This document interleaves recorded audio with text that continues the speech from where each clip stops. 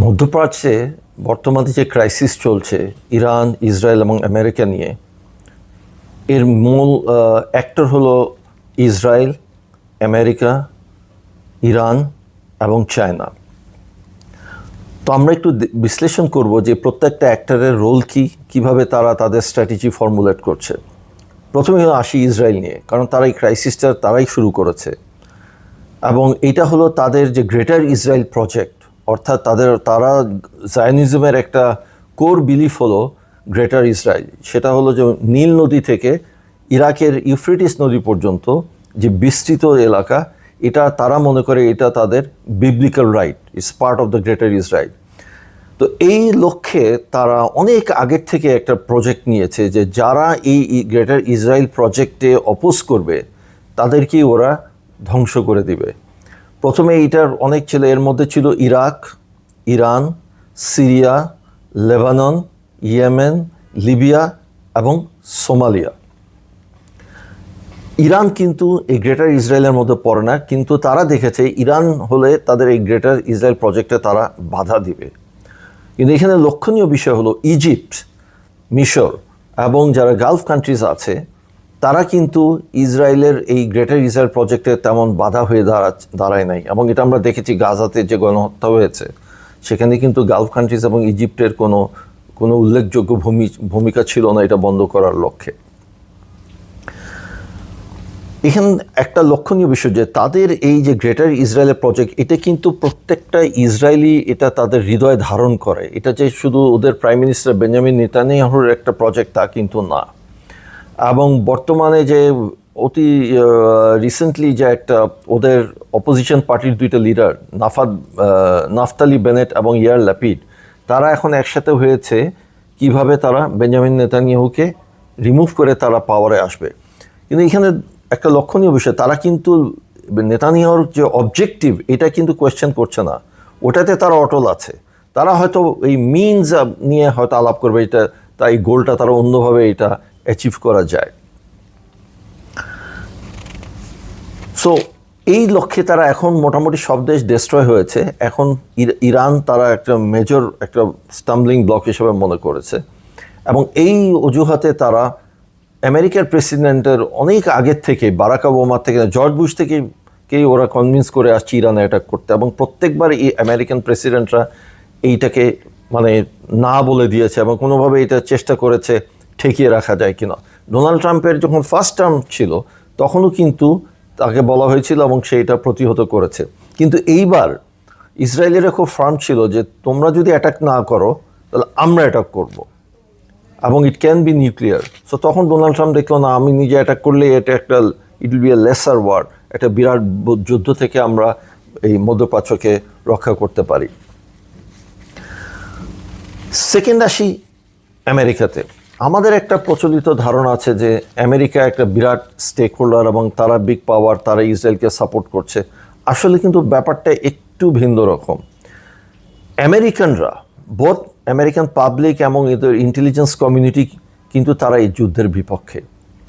আমেরিকার 18টি নিরাপত্তা গোয়েন্দা সংস্থা আমেরিকান প্রেসিডেন্টকে ক্লিয়ারলি বলেছে অনেক আগের থেকেই যে ইরান তাদের জন্য কোনো একটা বড় থ্রেট নয়। কিন্তু আমেরিকান প্রেসিডেন্টকে কিন্তু ফোর্স করা হয়েছে, বাধ্য করা হয়েছে ইসরায়েলের যে ন্যারেটিভ এটাকে বিশ্বাস করতে, যে না ওরা থ্রেট এবং ওরা নিউক্লিয়ার বোম বানাবে। এবং 20 বছর ধরেই তারা এই ন্যারেটিভটা আমেরিকান গভর্নমেন্টকে বাধ্য করেছে এই ন্যারেটিভটাকে অ্যাকসেপ্ট করতে। আমরা আগেও দেখেছি যে আমেরিকা কিন্তু এই যে প্রত্যেকটা ওয়ার ইসরায়েলের ফরে যুদ্ধ করেছে এবং অনেক টাকা লস করেছে। তারা আফগানিস্তানে $2.3 ট্রিলিয়ন খরচ করেছে এই ইসরায়েলের জন্য। পরে ইরাকে সাদ্দাম হোসেনকে অ্যাটাক করেছে এই ইরানের জন্য, এই ইসরায়েলের জন্য। তো টোটাল $6.4 ট্রিলিয়ন এই ওয়ার অন টেরোরিজম হিসেবে আমেরিকা খরচ করেছে এবং এগুলো কিন্তু সব ইসরায়েলের বেহেস্টে। এটাতে কিন্তু আমেরিকার কোনো পারপাস সার্ভড হয় নাই। এবং আমরা দেখেছি যে ইসরায়েল কিভাবে আমেরিকার যে প্রত্যেকটা প্রতিষ্ঠানকে কিভাবে কন্ট্রোল করে, শুধু ইন্টেলিজেন্স কমিউনিটি না, ওদের ব্যাংকিং, ওদের মিডিয়া, ওদের ফাইন্যান্স, ওদের ইন্টেলিজেন্স কমিউনিটি প্রত্যেকটাতেই, এবং ইভেন ইউএস কংগ্রেসে ওদের আইপ্যাক অর্থাৎ American Israeli public affairs committee, একটা অত্যন্ত ক্ষমতাশীল, অত্যন্ত পাওয়ারফুল একটা লবি, তারা কিভাবে আমেরিকান পলিসি তারা ডিকটেট করে। সো আমি কনক্লুশনে শুধু এটাই বলতে চাই, যদিও ডোনাল্ড ট্রাম্প দেখাচ্ছে যে সে অনেক চেষ্টা করছে একটা সিজফায়ারে আসতে বর্তমানে, কিন্তু ইসরায়েল কিন্তু এই সিজফায়ারটা কখনোই চাচ্ছে না। আমরা কিন্তু দেখেছি যে যখন আলী লারজানি গতবার একটা মোটামুটি একটা সিজফায়ারের দিকে যাচ্ছিল, তখন কিন্তু ইসরায়েল ইউনিল্যাটারালি আলী লাজিরানিকে অ্যাসাসিনেট করেছে, কেন he was more of a practical moderate, যে সে যে না, হি ওয়াজ কনজারভেটিভ, বাট তারপরও he was toward an understanding with America. তারপর যখন আমরা দেখলাম যে আমেরিকান ডেলিগেশন পাকিস্তানে গেল সিজফায়ার টক্সের জন্য, এর মধ্যে ছিল উইটকফ, জ্যারেড কুশনার এবং জেডি ভান্স।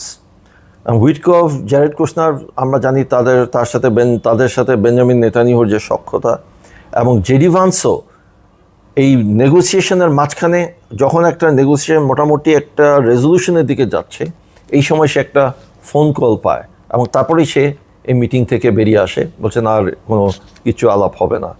এবং এটা সবাই জানে কোথা থেকে এই কলটা এসছে, জেডি ভান্সের কাছে। এখন আসি যে চায়না কিভাবে এখানে স্টেক হোল্ডার। এখন যদিও এটা চায়না প্রত্যক্ষভাবে কোনো যুদ্ধে অংশ নেয় নাই, কিন্তু এখানে একটু দেখতে হবে যে চায়না কিন্তু অত্যন্ত একটা বিরাট স্টেক হোল্ডার, কারণ চায়না 80% অফ ইরানের ক্রুড কিন্তু চায়নাতে রফতানি হয়, এবং চায়নার যে টোটাল যে আমদানি যে ক্রুড অয়েলের, তার 13.4% ইরান থেকে আসে। সো এই ইম্পোর্ট যদি বাধাগ্রস্ত হয়, এটা কিন্তু চায়নার ইকোনমির জন্য একটা বিরাট হুমকি। সো চায়নার প্রত্যক্ষ না হলেও পরোক্ষভাবে কিন্তু সে কিন্তু ইরানের থেকে বিগার থ্রেটের মধ্যে আছে, কারণ ইরান অলরেডি স্যাংশনের মধ্যেই আছে, তার কিছু গেলেও না গেলেও আসা যায় না। কিন্তু চায়নার 13.4% অফ দি এনার্জি সাপ্লাই যদি বন্ধ হয়ে যায়, এটা কিন্তু চায়নার জন্য একটা বিরাট বিষয়। সো চায়নার কিন্তু এখানে আরেকটা টেস্ট হচ্ছে যে এখন যদি আমেরিকা সাকসেসফুলি এটা বন্ধ করতে পারে 10%, 13.4% অফ চায়নাস টোটাল ইম্পোর্ট, তাহলে তো আস্তে আস্তে 20তেও চলে যাবে আমেরিকা, 30তেও চলে যাবে। তারপর মনে হয় আমেরিকা আস্তে আস্তে চায়নাকে আরও স্যাংশনের দিকে যাবে। So what is the inflection point for China, মানে what is the red line for China? China কখন এটা রিয়াক্ট করবে যে না, আমি আর এটা অ্যাকসেপ্ট করব না? সো চায়না যেটা দেখিয়েছে, যে প্রথম থেকে বলেছে যে দিস ইজ নট অ্যাকসেপ্টেবল। ওরা কিন্তু অলরেডি স্টেটমেন্ট দিয়েছে যে এইভাবে ইউনিল্যাটারালি হরমুজ বন্ধ করা ইজ ইররেশনাল এবং ডেঞ্জারাস। চায়নার কিন্তু আরও তিনভাবে তারা অলরেডি এই ক্রাইসিসে ইনভলভ হয়েছে। প্রথম হলো পলিটিক্যালি তারা কিন্তু ভেটো দিয়েছে।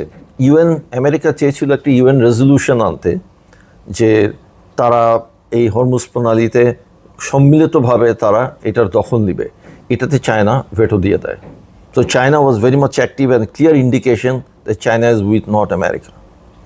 নাম্বার টু, এই ক্রাইসিসের পর যেটা ইরান যেটা করেছে, এখন ওরা বলেছে যে ইরান থেকে যত ক্রুড হবে সেগুলো সব ইউয়ানে সেটেল করতে হবে, which is a direct threat to petrodollar. এবং চায়না এটাই চাচ্ছে। চায়না কিন্তু চাচ্ছে গ্লোবালি আস্তে আস্তে ইউয়ান শুড রিপ্লেস পেট্রোডলার, তাহলে কিন্তু আমেরিকার যে economic dominance in the world, এটা কিন্তু বহুলাংশে কমে যাবে। থার্ডলি, চায়না দেখলো যে না, there should be a message. তো এই যে আমেরিকা যে একটা ব্লকেট দিয়েছে চায়না, এর মধ্যেই তার যে স্যাংশন কোম্পানির জাহাজ হরমুজে পাঠিয়েছে, দেখি কি করে। বাট আমেরিকার কিন্তু তখন এই সাহস আর কুলোয় নেই যে একটা চায়নার মতো একটা অলমোস্ট না এখন সেকেন্ড ওয়ার্ল্ড পাওয়ার তার শিপকে হিট করবে। So that was the Chinese diplomacy, যে আমি মিসাইল ছুড়বো না, but I will send my ship, যে তুমি পারলে অ্যাটাক করো দেখি। So that is a Chinese art of war. চাইনিজরা কিন্তু ওদের একটা ফিলসফার ছিল সান ৎজু, এবং ফিলসফার অ্যান্ড মিলিটারি স্ট্র্যাটেজিস্ট, এবং চাইনিজরা কিন্তু তার মিলিটারি স্ট্র্যাটেজি অত্যন্ত ফলো করে। তারা কিন্তু এটা খুব প্রবলভাবে বিশ্বাস করে যে the greatest win is the win without fighting any war. So China যেটা চায় যে আমেরিকা যুদ্ধে জড়াক, বিকজ আস্তে আস্তে তাদের ডলার, মানে তারা অলরেডি $6.4 ট্রিলিয়ন তারা খরচ করেছে বিভিন্ন যুদ্ধে। এবং চায়না জানে যে আমেরিকা ওয়ার্ল্ড ওভার 750টা বেজ তারা মেনটেন করে 80টা দেশে, এগুলো করতে অনেক পয়সা ওদের খরচ হয়। চায়না চায় যে দিস ইজ যে আমেরিকার জন্য এই should be an war of attrition, আস্তে আস্তে তারা ইকোনমিক্যালি উইকেন্ড হয়ে যাবে। এবং চায়না কিন্তু বহুলাংশে এই ব্যাপারে তারা সার্থক হয়েছে। আমেরিকা কিন্তু অনেক এখন তাদের ডেক্লাইন হয়ে গেছে, তারা ইকোনমিক্যালি অর্থনৈতিকভাবে একটা ভঙ্গুর দেশ। তাদের যে এখন $39 ট্রিলিয়ন ঋণ আছে, ডেট, এটা কিন্তু এখন ওরা আমেরিকাকে বিক্রি করলে এই ডেট কিন্তু ওরা শোধ করতে পারবে না। তো China in the meantime, যখন আমেরিকা এই এত $1 ট্রিলিয়ন খরচ করছে যুদ্ধে, যেগুলোর outcome is zero, China is investing in knowledge, infrastructure and manufacturing. এখন China is the global manufacturing hub. আপনি গাড়ি বলেন থেকে iPhone, they are the world's the largest manufacturer of anything and everything. Similarly, ওরা কিন্তু আপনার infrastructure, Chinese infrastructure is world class. ওদের high speed train হোক অথবা ব্রিজ হোক, আন্ডারগ্রাউন্ড আন্ডারসি পাথ হোক, প্রত্যেকটা ব্যাপারে কিন্তু তারা ওয়ার্ল্ড ক্লাস ইনফ্রাস্ট্রাকচারে তারা ইনভেস্ট করেছে। আর ইন টার্মস অফ নলেজ, ওরা প্রত্যেকটা জিনিসে আমেরিকার একটা সাবস্টিটিউট ডেভেলপ করে ফেলছে। নিজেরা প্লেন বানাচ্ছে, ফাইটার জেট বানাচ্ছে, স্যাটেলাইট দিচ্ছে, আর্টিফিশিয়াল ইন্টেলিজেন্সে যাচ্ছে, রোবোটিক্সে they're way ahead of America. So China চায় যে আমেরিকায় যুদ্ধ করতে করতে উইকেন্ড হয়ে যাক আর ওরা আস্তে আস্তে আস্তে শক্তি হয়ে যাক। সো চায়নার patience should not be taken as China's compliance. So China is also fighting the war indirectly and very strategically. এখন আমরা দেখি যে ইরান কিভাবে করছে। For Iran it is a do or die situation. আমরা দেখেছি ইরানের জন্য কিন্তু এটা catch-22, কারণ ইসরায়েল কিন্তু ওরা ভাবে যে এটা আমার গ্রেটার ইসরায়েল, এটা আমি করে ছাড়বই, এবং এটাতে আমাকে হয় তাদেরকে আমার কাছে মাথা নত করতে হবে, না ওদেরকে ধ্বংস করতে হবে। তো এছাড়া আর কোনো উপায় নাই। এবং ইরান জানে যে আমাকে যে বিভিন্ন ডিসকাশন হচ্ছে, আমাদেরকে যে পিস টকের অফার করা হচ্ছে, basically on the basis that যে আমি কোন পথটা বেছে নিব। অর্থাৎ আমি যদি একটা অ্যানালজি ড্র করি, যে আমাকে কি পয়েন্ট ব্ল্যাঙ্ক গুলি করে মারবে, নাকি আমাকে পয়জনিং করেও 2-3 মাস পরে মারবে, নাকি আমাকে না খাওয়িয়ে 6 মাস পরে মারবে, বাট মৃত্যু আমার জন্য অবধারিত। বাট ইরান ভাবে যেন এই কোনো অপশনই আমার জন্য না, either a fight or die, none of the option that America is offering is acceptable. Iran বলছে জন্য বিফোর ইট টক, টোটাল আমার যে স্যাংশন এগুলো উইথড্র করতে হবে, হরমুজকে ওপেন করতে হবে। So Iran is also going in to a very hard line position.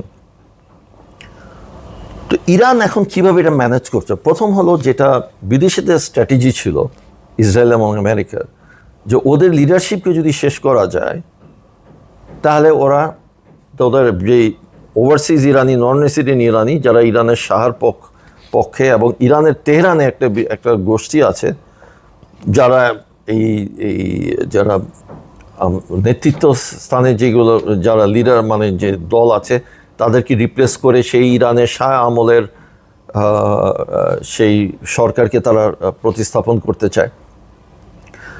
তো ইরান সামহাউ ম্যানেজড যে না, তারা অ্যাজ এ নেশন তারা অত্যন্ত শক্তভাবে আছে, the vast majority are with the government. এতে হয়েছে কি, ইরানের লিডারশিপ মরে যাওয়াতেও আমেরিকা কিন্তু তাদের মিলিটারি অবজেক্ট অ্যাচিভ করতে পারে নাই, রেজিম চেঞ্জ কিন্তু ওরা একদমই করতে পারে নাই। এবং ওরা জানে যদি ওরা এখন ফিজিক্যালি কনভেনশনাল ওয়ারে গিয়ে তারা এখন গ্রাউন্ড ইনভেশন করে, that will be dead trap for them. So Iran is also moving very strategically. ওরা কি ফার্স্ট করেছে, they have won the war of narrative. যখন সাদ্দামকে অ্যাটাক করা হয়েছিল, কিন্তু whole war was with America, Saddam was portrayed as an evil. কিন্তু এখন ইরানে অ্যাটাক করাতে একমাত্র আমেরিকান পিপলও কিন্তু একদম আমেরিকান গভর্নমেন্টের সাথে নাই, পুরো ওয়ার্ল্ড এখন ওদের সাথে নাই, শুধু American government and Israel. So Iran has very strategically isolated America in this whole game, plus the veto in the United Nations. তারপর যেটা ইরানের যে বিগেস্ট একটা স্ট্র্যাটেজিক একটা গেইন ছিল, they have aligned their interest with Chinese interest. অর্থাৎ দে no যে এখানে কিন্তু একটা বুঝতে হবে যে চায়নার সাথে ইরানের রিলেশনশিপটা কি। ইট ইজ নট দ্যাট যে চায়না লাভস ইরান এবং ডাই ফর ইরান এবং die for Iran, but Iran has prove that যে না, on my own I have the knowledge and capability to withstand a country like America. এইটা strain, এবং এই strain কিন্তু আবার চায়নার জন্য বড় স্ট্রেন। সো ইরান যেটা বুঝিয়েছে যে ইফ আই এম অ্যাটাক, এবং চায়না তুমি যদি আমার সাথে না থাকো, আজকে আমি কালকে তুমি, your 13.4% import is today, America will be after you, এবং 1 বছর পর 2 বছর পর 20-30 তোমাকেও ধ্বংস করেই ছাড়বে। So it is also in your interest that you should fight with me. So there was a very convergence of their strategic objective. So Iran has strategically has bound China with it. আর ইরানের যেটা আরেকটা advantage আছে, they have a very hardened army. অর্থাৎ তারা এই প্রায় 40 বছর বা 45 বছরের স্যাংশনের পরে ওই যে তাদেরকে ব্লকেট দিয়ে তাদেরকে ঠেকানো যাবে না, তারা অত্যন্ত একটা শক্তিশালী ওয়ার, মানে হার্ডেন্ড একটা ফোর্স। তো এখন যেটা আমার যেটা ফিউচার প্রেডিকশন, যে এই যুদ্ধ কিন্তু খুব তাড়াতাড়ি শেষ হবে না, কারণ ইটস একটা আইডিওলজিক্যাল ওয়ার, এবং দুইজনই, বোথ ইসরায়েল অ্যান্ড ইরান, কিন্তু দেয়ার হেল বেন্ট অন দেয়ার অবজেক্টিভ, তাদের অবজেক্টিভকে অ্যাচিভ করার জন্য। সো আমেরিকা অ্যাপারেন্টলি যেটা দেখা যাচ্ছে যে ইন দ্য স্ট্র্যাটেজিক ওয়ারে দ্য আমেরিকা কোনো সাকসেস পাচ্ছে না, on the way Iran is moving একটু ফার আহেড। কিন্তু এখানে একটু বলে রাখি, ইরানের যে থিঙ্কিং অফ দ্য পিপল কিন্তু ইজ ভেরি ডিফারেন্ট। ওরা কিন্তু দে মোর লুক অ্যাট, তারা থিওলজিক্যাল, তারা তো স্টিল এ থিওক্রেসি, এখন হয়তো খামেনি নাই, but still they are driven by the religious ideology. এবং এইখানে যেটা আমি আগেও একবার বলেছিলাম যে তারা মনে করে, এবং তাদের কাছে যেমন ইমাম হোসেন অ্যান্ড ইমাম হাসান রহমতুল্লাহ আলাইহি ওদের একটা আইডল, তো তারা মনে করে যে ওনারা জান দিয়েছিলেন knowing that they will be defeated. তো তারা মনে করে আমার আউটকামটা অত ইম্পর্টেন্ট না, আমি কি উইন করলাম কি লুজ করলাম, but what is more important weather আমি আমার ফাইটটা ঠিক মতো করছি কি না। কিন্তু তারা রিলিজিয়াসলি বিলিভ করে যে তারা যখন খোদা তাআলার সামনে দাঁড়াবে, তখন যখন জিজ্ঞেস করবে তুমি কি করেছিলে, তখন বলতে পারবে আই ফট and I followed your instructions. মানে আমরা যেটা কন্টেম্পোরারি দেখতে পারি যে সুন্নি ওয়ার্ল্ডে যেটা হচ্ছে, আমেরিকাতে doctor Omar Suleiman, doctor Yasir Qadhi, they give long lecture on the end times, হাদিসে বলা আছে সেই দুনিয়া কিভাবে হবে, ঠিক আছে। তারপর আমরা দেখি মিডল ইস্টার্ন যারা স্কলার, আসিম আল হাকিম, তারপর আমরা যে রিসেন্টলি দেখলাম যে আপনার ইজিপশিয়ান মিশারি রাশিদ আল ফালাসি, তারা দে আর ওপেনলি সেইং যে destruction of Iran, they are asking for destruction of Iran. তারা বলে যে না, আসিম আল হাকিম তো বলছে যে ইরান আমাদের, দে আর অলসো কুফর, আমেরিকা ইজ অলসো কুফর, দে আর ফাইটিং ওয়ান আনাদার, এটা আমাদের কিছু না। আর ইজিপশিয়ান যে আল মিশারি আল রাশিদ, তিনি বলছেন যে লেট ইরান বি ডেস্ট্রয়। আমাদের দেশে আমরা দেখছি আমাদের ওলামারা বলছে যে কি খোমেনির জানাজা পড়া যাবে কিনা, ইন্না লিল্লাহে পড়া যাবে কিনা। আমাদের মোর হলো থিওলজিক্যাল ডিবেটে আছি, আর ওরা আছে কিন্তু একজন প্র্যাকটিক্যাল ওয়ার নিয়ে। সো ইন কনক্লুশন, আমার মনে হয় it will be a long run war, and Iran is ready for it, and it remains to be seen how it proceeds. Thank you.